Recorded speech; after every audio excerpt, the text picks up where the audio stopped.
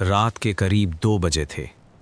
पाकिस्तान की एक high security jail की ऊंची दीवारों पर लगी टॉर्च लाइटें अंधेरे को चीर रही थीं।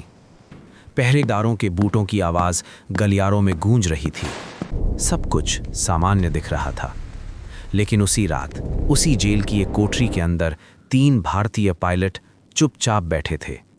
उनके हाथों में कोई हथियार नहीं था, कोई नक्शा नहीं था, कोई बाहरी मदद नहीं थी। फिर भी वे एक ऐसा फैसला लेने वाले थे जो असंभव माना जाता था, दुश्मन देश की जेल से भाग निकलने का फैसला। ये कहानी है 1971 के भारत पाक युद्ध के उन भारतीय वायुसेना पायलटों की जो युद्ध के दौरान दुश्मन की धरती पर गिराए गए, बंदी बनाए गए और पाकिस्तान की जेलों में कैद कर दिए गए। और ये कहानी है उस दुस्साहस की जब कुछ पायलटों ने भागने की कोशिश की, जिनमें 3 भारतीय पायलटों का प्रयास विशेष रूप से दर्ज है। लेकिन इस कहानी को समझने के लिए हमें लौटना होगा दिसंबर 1971 की ओर।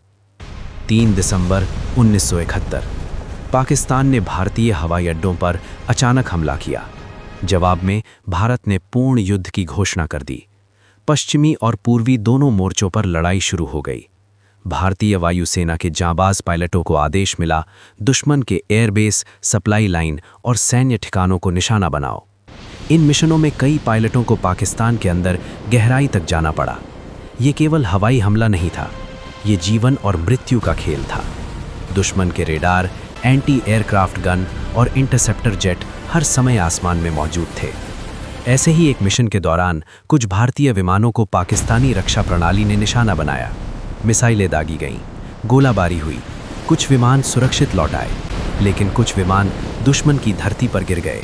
जो पायलट पैराशूट से कूदकर जमीन पर उतरे, उनके सामने 2 ही विकल्प थे।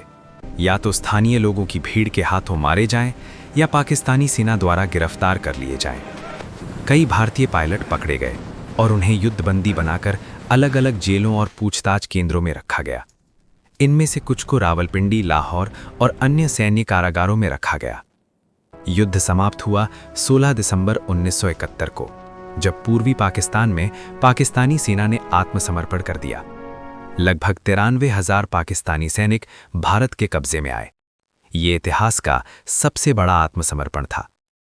लेकिन पश्चिमी मोर्चे पर पकड़े गए भारतीय युद्धबंदियों का मुद्दा जटिल था। भारतीय सरकार के रिकॉर्ड के अनुसार 54 भारतीय सैन्य कर्मी ऐसे थे जिनके बारे में लंबे समय तक स्पष्ट जानकारी नहीं मिल सकी।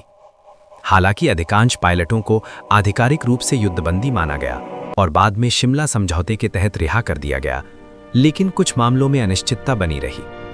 इन्हीं युद्धबंदियों में 3 भारतीय वायुसेना अधिकारियों ने एक साहसी निर्णय लिया, जेल से भागने का प्रयास।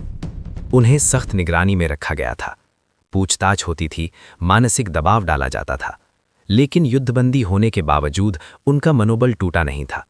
वे जानते थे कि युद्ध खत्म हो चुका है, लेकिन उनकी रिहाई कब होगी ये स्पष्ट नहीं था। जेल की दीवारें ऊंची थीं, पहरा कड़ा था, लेकिन हर सुरक्षा व्यवस्था में एक छोटी सी दरार होती है, और सैनिक वही है जो उस दरार को पहचान ले। धीरे धीरे उन्होंने जेल की दिनचर्या को समझना शुरू किया। किस समय गार्ड बदलते हैं, किस समय लाइटें बंद होती हैं, किस पहरेदार की चाल धीमी है, किस हिस्से में दीवार अपेक्षाकृत कम सुरक्षित है। भागने की योजना अचानक नहीं बनी, ये कई दिनों की सावधानी, धैर्य और निरीक्षण का परिणाम थी। उनके पास कोई औजार नहीं था, लेकिन जो भी सीमित साधन उपलब्ध थे, कपड़े, बिस्तर की चादरें, छोटी छोटी धातु की चीजें, उन्हें उपयोग में लाया गया। रात का समय चुना गया। चांदनी कम थी, पहरे की आवाजाही सीमित थी। उन्होंने कोठरी से निकलने का रास्ता बनाया। ये आसान नहीं था। एक छोटी सी आवाज भी पूरी जेल को जगा सकती थी। दिल की धड़कन इतनी तेज थी कि मानो वही उनकी पोल खोल देगी। किसी तरह वे पहली सुरक्षा परत पार करने में सफल हुए। अब सामने थी बाहरी दीवार। दीवार ऊंची थी, ऊपर कंटीले तार थे, नीचे सशस्त्र पहरेदार। लेकिन सैनिकों ने युद्ध के मैदान में असंभव परिस्थितियों का सामना किया था। उन्होंने अपने बिस्तर की चादरों को जोड़कर अस्थायी रस्सी बनाई। एक एक कर ऊपर चढ़े। नीचे कूदते समय चोट लगने का खतरा था, लेकिन रुकना अब संभव नहीं था। वे जेल की सीमा से बाहर निकल आए। अब असली परीक्षा शुरू हुई। वे पाकिस्तान की धरती पर थे। न कोई पहचान पत्र, न स्थानीय भाषा का पूरा ज्ञान, न नक्शा, न भोजन। उन्हें भारत की दिशा का अंदाजा था, लेकिन सैकड़ों किलोमीटर का सफ़र आसान नहीं था। दिन में छिपना, रात में चलना, यही रणनीति बनी। खेतों, नहरों, झाड़ियों और सूनी पगडंडियों के सहारे वे आगे बढ़ते रहे, लेकिन जल्द ही स्थानीय लोगों की नज़र उन पर पड़ी। शक होना स्वाभाविक था। उस समय युद्ध का माहौल था, हर अनजान चेहरा संदिग्ध था। कुछ दिनों की कठिन यात्रा के बाद वे फिर से पकड़े गए। उन्हें दोबारा हिरासत में लिया गया। इस बार सुरक्षा और भी सख्त थी, पूछताछ और भी कठोर। उनकी भागने की कोशिश विफल रही, लेकिन उनकी हिम्मत ने एक संदेश दे दिया था। वे टूटे नहीं थे। युद्धबंदी शिविरों में ये खबर फैल गई कि कुछ भारतीय पायलटों ने भागने की कोशिश की थी। इससे अन्य बंदियों का मनोबल बढ़ा। अंततः 1972 में शिमला समझौते के बाद अधिकांश भारतीय युद्धबंदियों को रिहा किया गया। वे वतन लौटे, परिवारों से मिले, लेकिन उनके मन में जेल की दीवारों की यादें हमेशा के लिए दर्ज हो चुकी थीं। पाकिस्तान की जेल से भागने की कोशिश करने वाले उन 3 भारतीय पायलटों की घटना हमें ये याद दिलाती है कि सैनिक केवल हथियारों से नहीं, बल्कि अदम्य इच्छा शक्ति से लड़ता है।